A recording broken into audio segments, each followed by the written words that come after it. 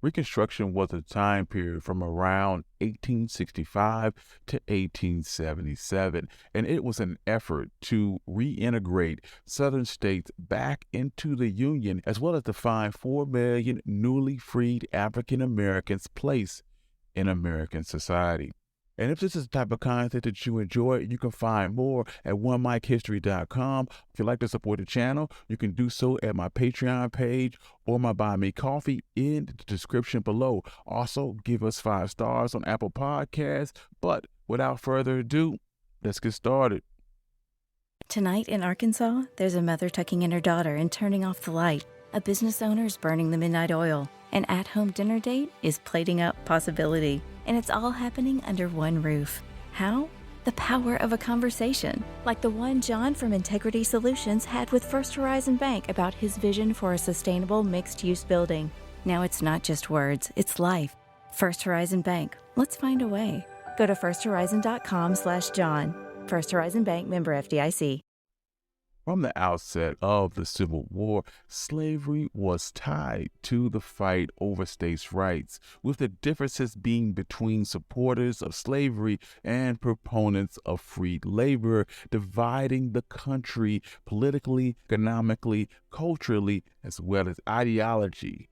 Free labor was the idea that a person had the right to work for themselves or determine whether or not they wanted to work for someone else. From the beginning, Abraham Lincoln did not want to make the abolishment of slavery a goal for the Union war effort. He feared that it would drive border states still loyal to the Union into the Confederacy and anger conservative Northerners. By the summer of 1862, however, Lincoln realized that he had no choice. Thus, the Emancipation Proclamation was born, and it freed more than 4 million enslaved people in states still in the Confederacy after January 1st, 1863. However, the proclamation left more than 700,000 African Americans still in bondage in Delaware, Kentucky, Maryland, Missouri, as well as Union-occupied areas in Louisiana, Tennessee, and Virginia. The Emancipation Proclamation changed the Civil War and the United States.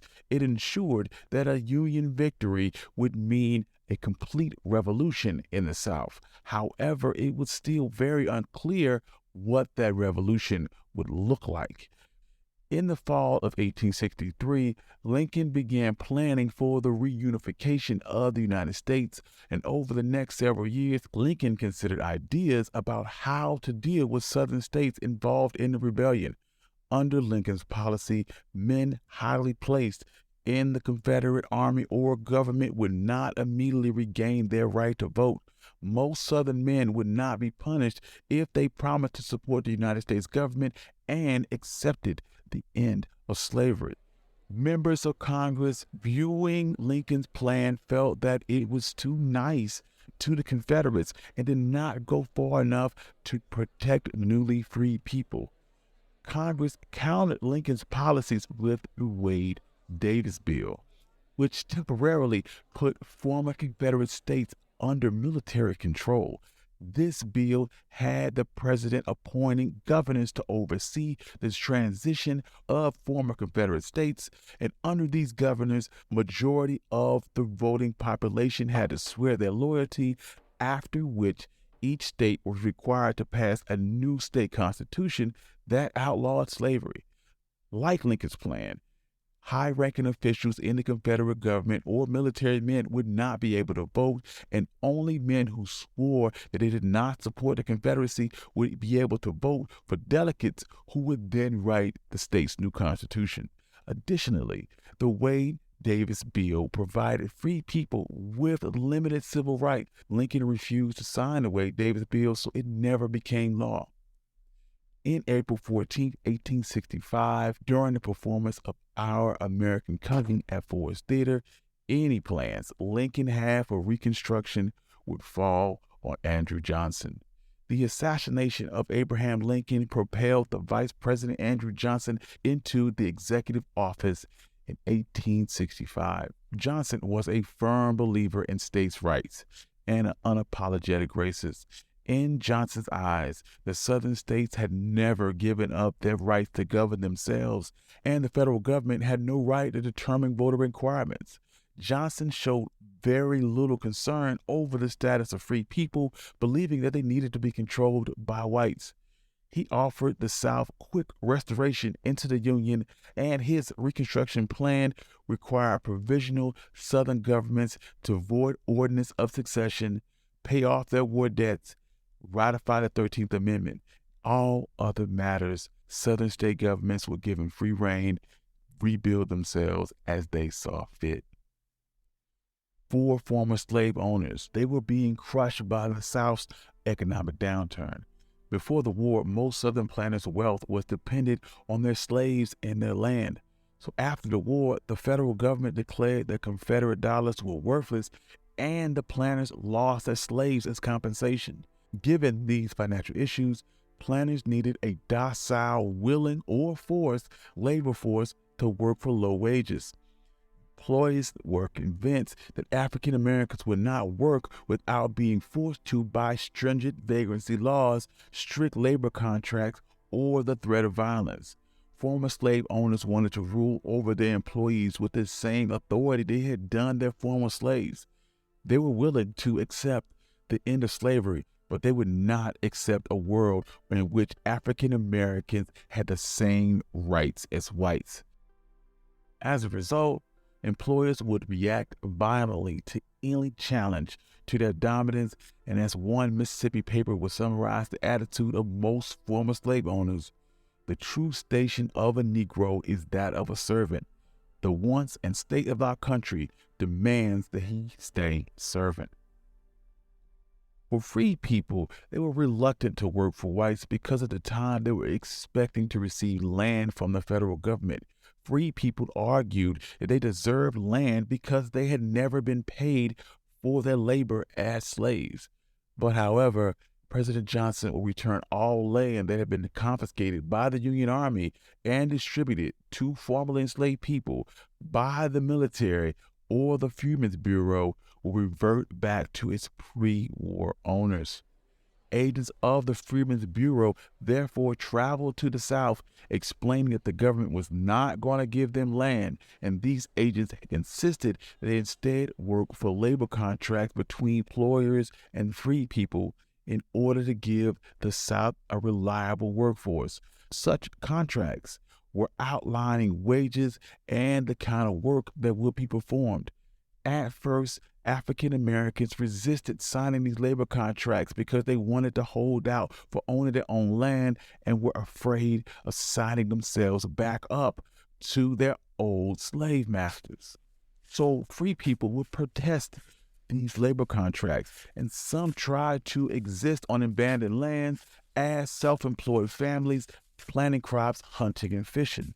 Free people also would continue to resist because a labor shortage had developed in the South, and it's allowed workers to hold out for the best deal. But in the end, most free people eventually began to work for white employers because they were poor and they needed to work. Additionally, to further ensure that free people were available for the employment of whites, states would pass strict year-long labor contracts so that workers could not change employers for at least a year, and created vagrancy laws that punished African Americans with jail time if they did not work for a white person. These laws were called Black Codes, and they were a direct result of the leniency of the Andrew Johnson administration towards the South. These laws only applied to African Americans and were designed to restrict the freedoms of Black people to ensure that they were available as a workforce. These laws did offer some legal rights to former slaves, such as the ability to enter legal contracts. As such, they had the right to marry or acquire personal property. But far more significantly, Black codes limited African Americans' lives. In Mississippi, for example, they passed laws that prohibited African Americans from possessing guns or leasing or renting land in rural areas. Some Black codes also forbade interracial marriages and did allow for some African Americans to be witnesses in court, but they couldn't testify against a white person, and others prohibited African Americans from serving on juries. The wages for free people range from about $10 to $20 a month for men and $8 to $10 for women and children over 12. Workers and employees would argue over wages and the non-payment of wages. The non-payment of wages represented the largest number of complaints to the Freedmen's Bureau. And to get around not paying their workers, planters would use the defense that laborers had bought items at the plantation-owned store and they'd already spent those wages. For example, one freed woman bought a bar of soap for 50 cents at the plantation store. This purchase alone represented 5% of her monthly income. Employers would also deduct from missed work that was sometimes as high as 50 cents to $1 a day. This rate was often higher than what employees were paid per day. Other disputes developed because employers routinely found trivial ways to dismiss them after the harvest so they could avoid paying the workers. Since they lived where they worked, the planters would then order the laborers off their plantation and the workers would lose their homes as well as their jobs. Other disputes developed over free people's intention to work fewer hours than they had as slaves. They resisted working from sunup to sundown and now began making demands of Saturday as well as Sunday off. Besides working, free people wanted to spend more time with their family and friends, as well as free people also cultivate gardens and sometimes rent small plots of land to raise vegetables or other crops they would sell on their own. So having these few hours or days off provided spare time for such activities. Free people also wanted their children to go to school and not have to work in the fields. All of these disputes caused labor contracts to make way for sharecropping. Sharecropping meant less direction from white overseers and allowed for women to balance their time between working in the fields and doing their own family domestic tasks. Under sharecropping, freedmen could make choices of how they wanted to use their family's resources and labor, and free people also tried to arrange their field work so that their children could attend school. And of course, planters opposed any changes from slavery conditions, but ultimately came to accept the idea of sharecropping. Although sharecropping allowed free people some independence, it had some major drawbacks. Since sharecropping bought all their food, clothing, and other items from the plantation store, they often finished the year indebted or with very little profit. One freedman summed it up saying, "Freedom without giving us a chance to live ourselves, and we still have to depend on Southern white man for work, food, and clothing, and he held us throughout necessity and one in a state of servitude, but little better than slavery." Along with the passage of black codes, labor contracts, and sharecropping, white vigilante groups and secret organizations sprang up throughout the South to terrorize African Americans and keep them from exercising their vision as free people and keep them dependent on whites. The best known of these organizations was the Ku Klux Klan, which formed in Tennessee in 1866. Its early leader of the Klan was Nathan Bedford Forrest, a Confederate soldier and a former slave owner. The Klan and other groups targeted African American men, black landowners, and African Americans who refused to behave in a manner subservient to whites. Well-armed groups like the Klan tried to keep African Americans from voting and killed and drove out African American politicians from their homes and sometimes out of the South completely. The Klan was basically a military force used to serve the interests of the Democratic Party and the full restoration of white supremacy in the South. After Northern voters rejected Andrew Johnson's policies, the violence that followed the congressional election of late 1866, the Republicans in Congress took firm hold of Reconstruction in the South. Congress passed 3 amendments and laws to aid newly freed people. The 13th Amendment abolished slavery in the United States and was adopted by states in 1865. The 14th Amendment was added to the Constitution in 1868, and it broadened the definition of citizenship to grant equal protection under the Constitution to formerly enslaved people. In February of 1869, Congress also approved the 15th Amendment. It was adopted in 1870, and it granted the right to vote to African American men. Besides these three amendments, Congress overrode Andrew Johnson's veto to establish the Bureau of Refugees, Freedmen, and Abandoned Lands, also known as the Freedmen's Bureau. The mission is to help free people make the transition from slavery to freedom. The Bureau gave out food to both Southern whites and African Americans if they needed it, and it also provided former slaves with marriages, issuing marriage licenses, and the Bureau also helped negotiate labor contracts between free people and their new employers and settle labor disputes. The Freedmen's Bureau did not always work as it was intended because some employees were overly sympathetic to white employers, and some had some instilled prejudices of African Americans. Also, free people found it hard to take time off to make a claim against the employer.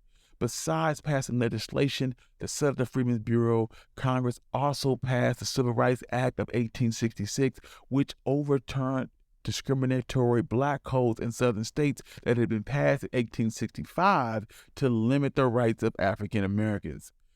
But by far, the most radical development of Reconstruction was the participation of African Americans in Southern public life after 1867. For the first time, African Americans in the South held office in local and state government, and even became lawmakers in United States Congress. African Americans throughout the country participated in civil rights groups called union leagues. Many of those leagues were racially segregated, but some did include both African Americans and white Republicans working together to oppose former Confederates. Union leagues often supported reform on a local level, such as protesting all-white juries, raising money for schools and churches, and committing to the issues of workers' rights. The League also provided advice when negotiating better wages and even organized strikes in Alabama and South Carolina. To keep mobs of whites from interrupting those meetings, the League often encouraged African American men to arm themselves because of Ku Klux Klan violence made holding political meetings increasingly difficult. One African American justice of the peace in Tennessee stated that the Klansmen assaulted him because he had the audacity to run against a white man for office. Another attempted murder of an African American politician in Alabama was justified by whites because, as they called it, was going around instructing enlightening Negroes on how to act and how to work for their rights and make contracts to get their rights. After 1867, an increasing number of Southern whites turned to violence in response to revolutionary changes during the Radical Reconstruction period.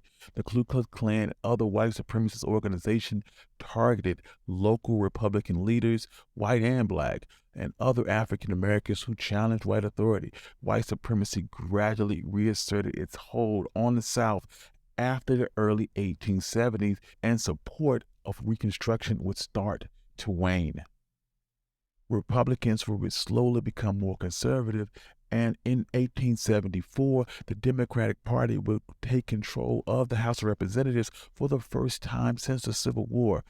African Americans would attempt to resist white vigilantism, but resistance to the Klan and other white violence was dangerous because local whites often did not support African Americans' attempts to retaliate against the Klan.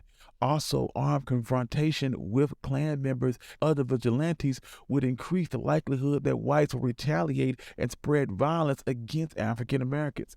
During 1871, the Ku Klux Klan Act was passed, and it gave the federal government the right to use federal courts as well as troops against groups conspiring to keep black people from voting and holding office.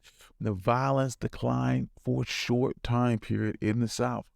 After a lull during the election of 1872 because of federal interference, violence flared up again. Besides violence aimed to keep African Americans from voting, Southern whites also refused to rent land or give them credit or jobs if they supported the Republican Party.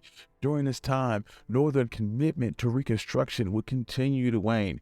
Northern whites wearied of the turmoil of Reconstruction, and many began to believe that peace would only occur if Southern whites, in particular planters, controlled Southern state governments as well as African Americans. After 1872, the federal government would become increasingly unwilling to use federal troops to stop violence against African American voters and lawmakers. In the same year, Congress gave back the right to vote to most Confederate supporters. As a result of Southern whites being able to vote again, and the desertion of Southern whites from the Republican Party, and the disenfranchisement of African Americans because of violence and other means, more Democrats were elected and took control of state governments in the South. These legislators enact several methods of keeping blacks from being able to vote, along with moving polling places to white areas and providing fewer ones to where African Americans lived. They also created poll taxes and property qualifications for voting. Poor African Americans who could not afford the poll tax couldn't vote, and as a result, fewer African American lawmakers were elected, and white officials increasingly barred African Americans from serving on juries. In 1876, the federal government withdrew its marginal support for Reconstruction. In the presidential election of that year, Democratic candidate Samuel J. Tilden won the popular vote over the Republican nominee Rutherford B. Hayes. But because in some states, particularly in the South, the votes were contested due to both parties declaring victory, Tilden could not gain the needed electoral votes. So in 1877, Congress would work out a compromise that would favor Hayes by one vote. Meanwhile, Republicans and Democratic leaders would formally decide that Southern congressmen would accept Hayes, but they would withdraw federal troops from the South. Such a policy would once again allow white Southerners to disenfranchise Southern African Americans, this time without federal interference. The Compromise of 1877 marked the end of the political failure that was Reconstruction. Thank you. This has been One Mike. I'm your host, Country Boy. If you like this, you love this, please consider donating to our Patreon page. Also, if you want to find more content like this, you can do so at onemikehistory.com. Also, please remember to give us 5 stars on Apple Podcasts. Peace.